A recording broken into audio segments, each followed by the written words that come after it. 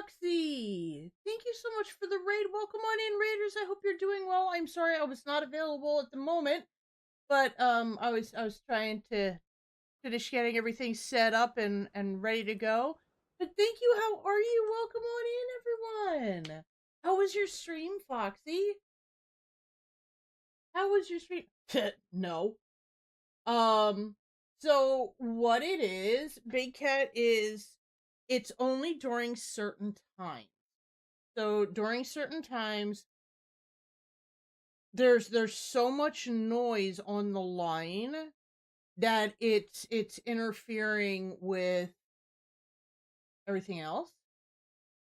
Um, so it we've got the bandwidth is terrible, and the stability, it really sucks, especially for trying to stream. Off stream, just watching Twitch or playing games or whatever, it's mostly okay. But trying to stream, it's basically impossible. We have a tech coming out tomorrow, um, tomorrow afternoon to take a look. We think we know what the problem is.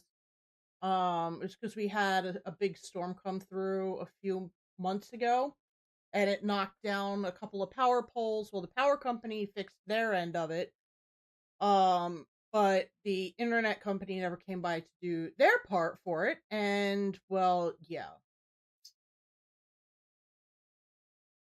So we told them, look, we've been trying to get you assholes out here for months to take care of this, and now it's affecting things, and get it fixed.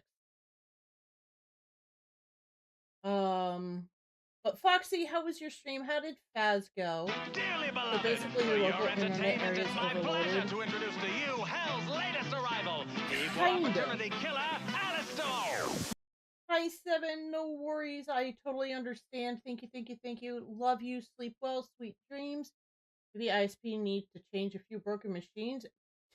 Yeah, it's so what it is we had this issue before. So last year we had this issue, and it was going on for months, and it wasn't every day.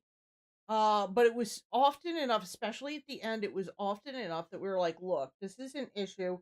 We've called multiple times. You guys keep saying everything is fine, but it's not. Otherwise, we wouldn't keep calling and saying we have these issues. So they've sent one tech out. He's like, oh, everything looks fine. And all he would do was look at the connection to our house and the connection to the box on the power pole. And he's like, everything looks fine. Well, finally they sent another tech out, and he did a real in-depth search, and it's like, yeah, here's your issue. Um the line is sagging, first of all. He's like, and where it's sagging, the weather has basically eaten through um basically the weather protective part of it. So he's like, yeah, so that's an issue. And so he fixed that part, and once he did, everything was great, perfect. And that's where the noise on the line was coming. So even when it was seemed to be fine during other hours, that's why it was so bad with the noise on the line during heavy usage hours.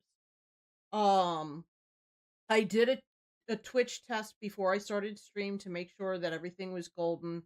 We're good. We're good to go. It looks good. But we're thinking it's along the same lines because power pole went down from the storm a few months ago, and they still haven't done anything to fix it. Um and it's giving the same symptoms as last time, and I didn't see it. I wanted to completely blame OBS, and I shouldn't have. Um, but this is definitely they need to get off their fucking asses and come fix it. The cable is damaged due to storm, probably, but only certain times of the day, because things like weather, cold at night or something. Yeah, so cold cold weather, and high usage times. Mhm. That makes a ton of sense. So, exactly, that's exactly it. So, but they're sending a tech out tomorrow, and we're gonna show them, "Look, this is where it's at. This is ever since this has happened, it's been a minor issue, but now it's becoming more and more of an issue." So, and my husband knows what he's talking about when it comes to stuff like this. He deals with electrical stuff. He understands this stuff. When we lived in Virginia for a while, he used to install internet. He knows what he's talking about. And they hate people like him because he knows what he's talking about, and they want to be like, "Oh no, everything's fine. It's all on you guys. It's all your guys' fault." Because, they want more money. Wait a minute, historical. Yeah, yeah. We absolutely can. And they don't like the fact that we do that. But you know what? I don't fucking care. I just want my fucking internet fixed. I want to be able to stream at my normal times. I don't like the fact that I'm having to change it. Although, to be fair and to be honest, I had thought about changing the times anyway. Not to this late, um, but I had thought about pushing back my streams by another 2 hours. I had thought about changing it from starting at 7:30 at night to starting at not around 9:30. Um, and then just, streaming later. Uh, but yeah. Technicians often want to do the least work and not fix it. I know from another cable fixer guy who is or was in our guild and actually fixes more problems than the other technicians. Yeah, for sure. And it's because they're not paid enough. So the first tech that they sent out was actually an Xfinity tech. The guy that solved our issue was a tech that Xfinity brought on, who's not necessarily employed by Xfinity, more like he was contracted by Xfinity.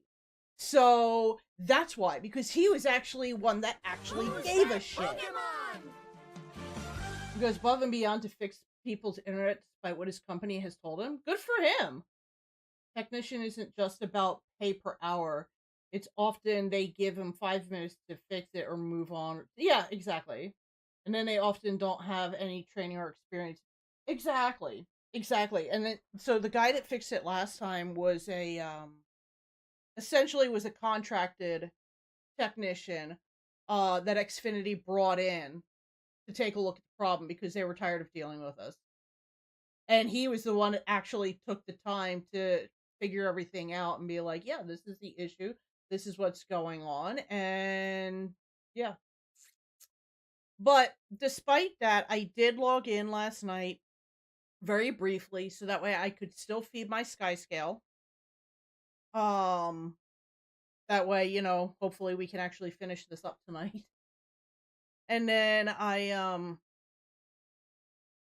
logged in around 7 and finished with the feeding of the sky scale, and so now that I'm logged in, and we're getting ready to start playing, I already have the in-game mail from Goric saying, "Oh, we have, whatever the next step is."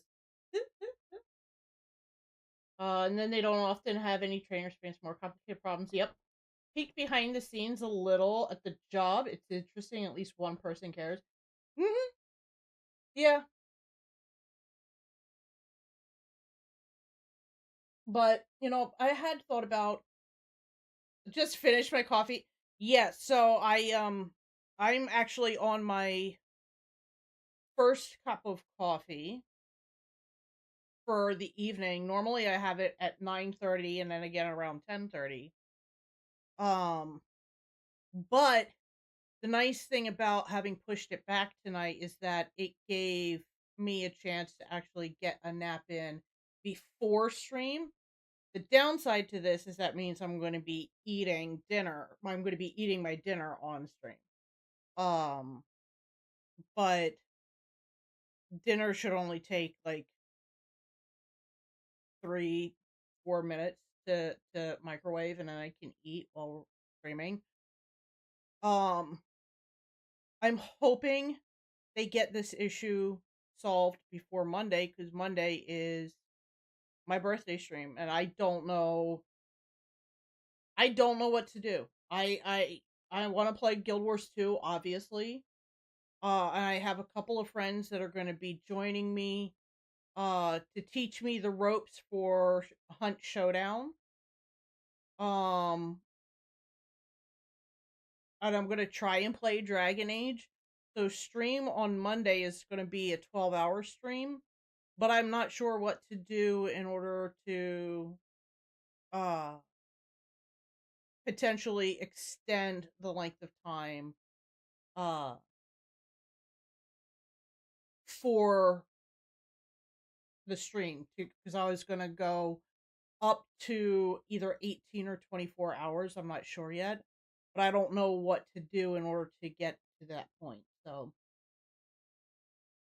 you look right. I feel it, honestly, even though my nap was kind of crummy, um, because of my feet and the issues I'm having with that and my low magnesium and my lower back. It was just, my nap was in a god awful mess. My sleep the past few nights has been god awful because of it, because I have the constant pins and needles feeling. Oh, thank you, Foxy.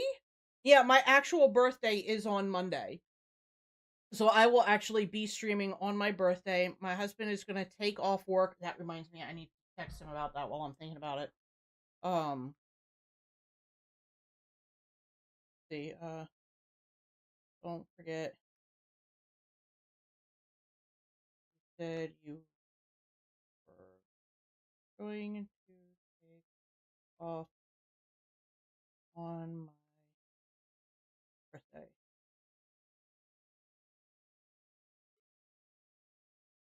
There. My husband said, "Oh, no way." So the funny thing is, okay, then your husband's is actually on the Marine Corps birthday.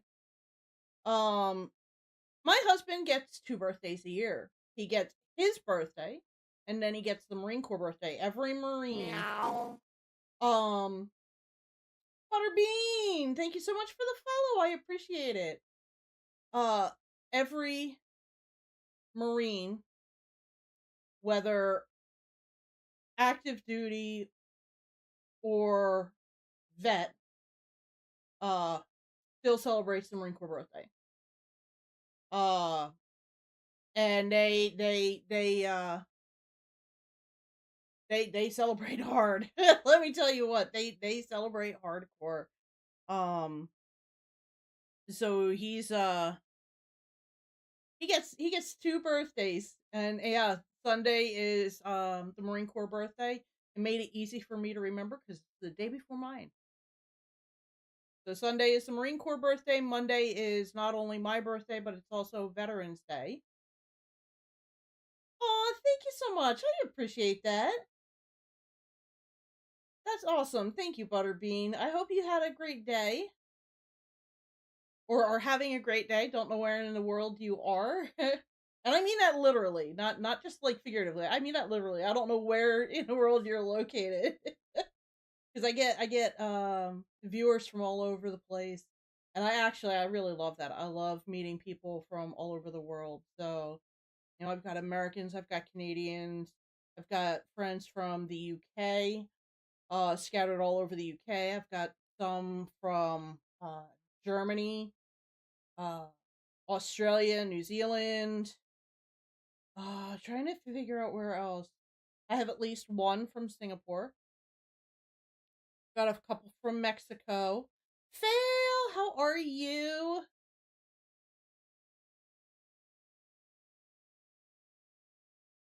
Oh yeah. Ooh, Georgia, nice. Yep, Pennsylvania here. And that's the other thing, being Marine wife, we're all over the place. Ugh. Okay, that's right, you are Canadian. It says on your thing. You don't have a very strong um Canadian accent. And I don't mean that in a mean way.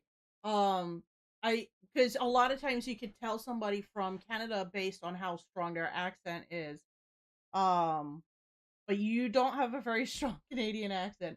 Just work on my weekly stuff. Nice. Oh, from Florida. Nice. Too hot for me. Florida's too hot for me. I actually have a few friends down in Florida. Yeah, Pennsylvania's nice. I wish I was further north.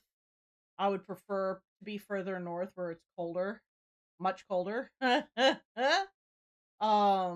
actually want to live in New Hampshire. It's gorgeous up there, and we vacation up there every year, and I never want to come home. Every time we come home from vacation after being in New Hampshire, I cry because I don't want to come home.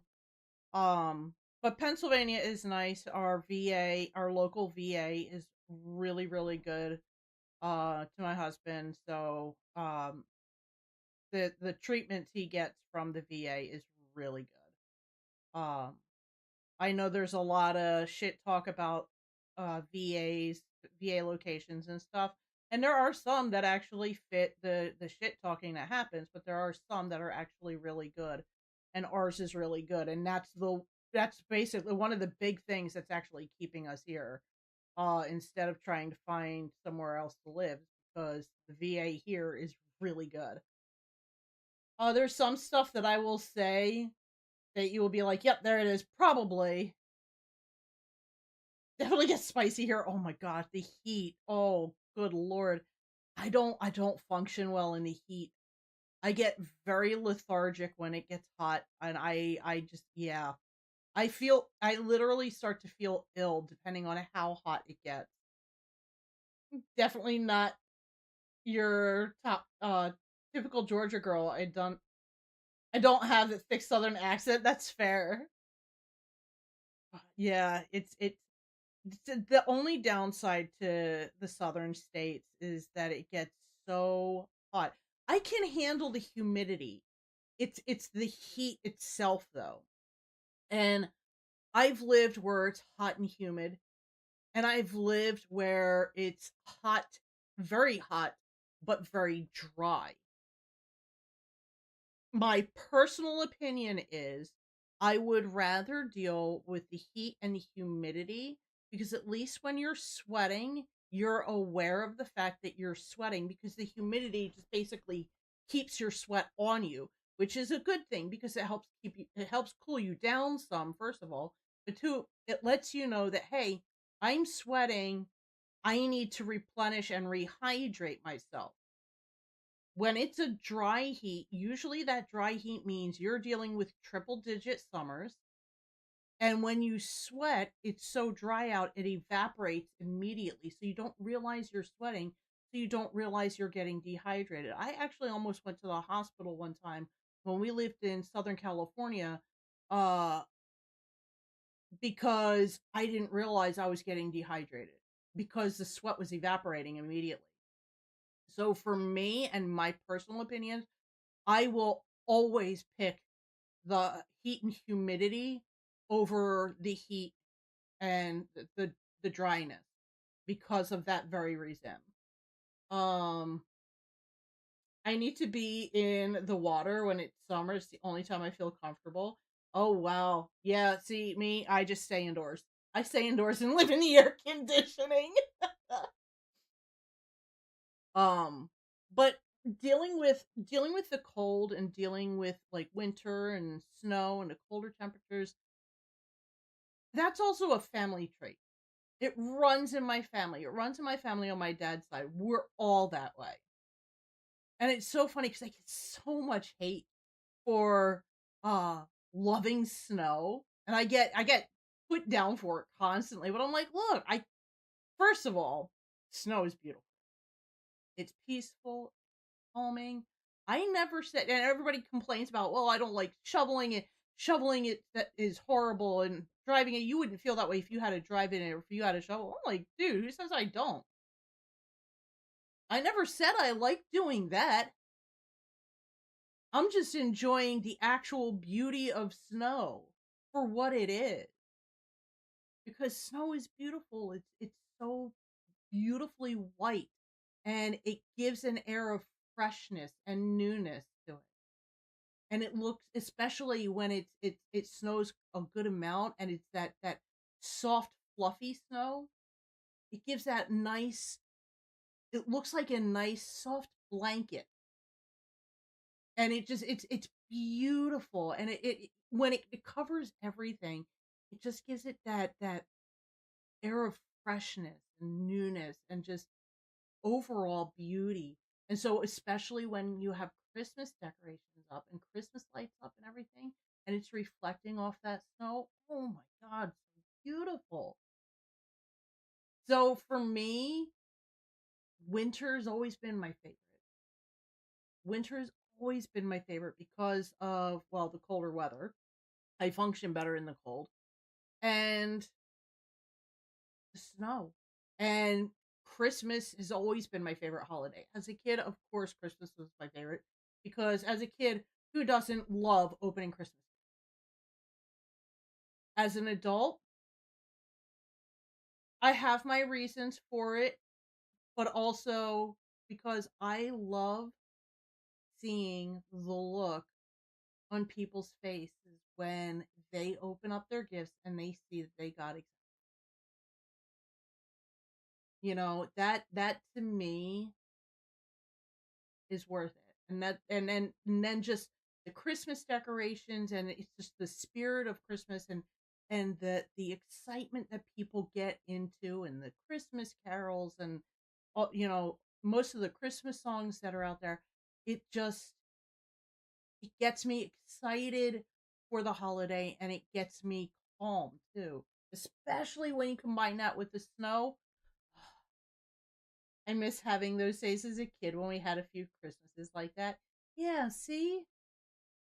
Now granted, my kids are our girls are adults. Our girls are adults. They're living on their own.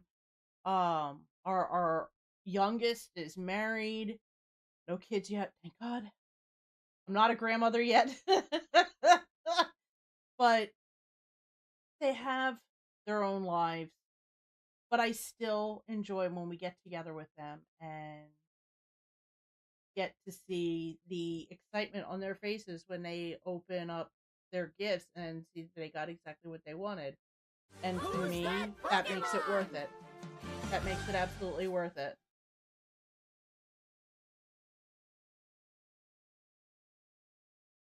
Mm. But Foxy, I know it's probably late for you. Shouldn't you be going to get something to eat or going to bed or something? Go take care of yourself. Please go take care of yourself. Alrighty, we're gonna get into this. And I have the mail. Don't be mad. Uh-oh. Commander, Gork here. First, I just want to say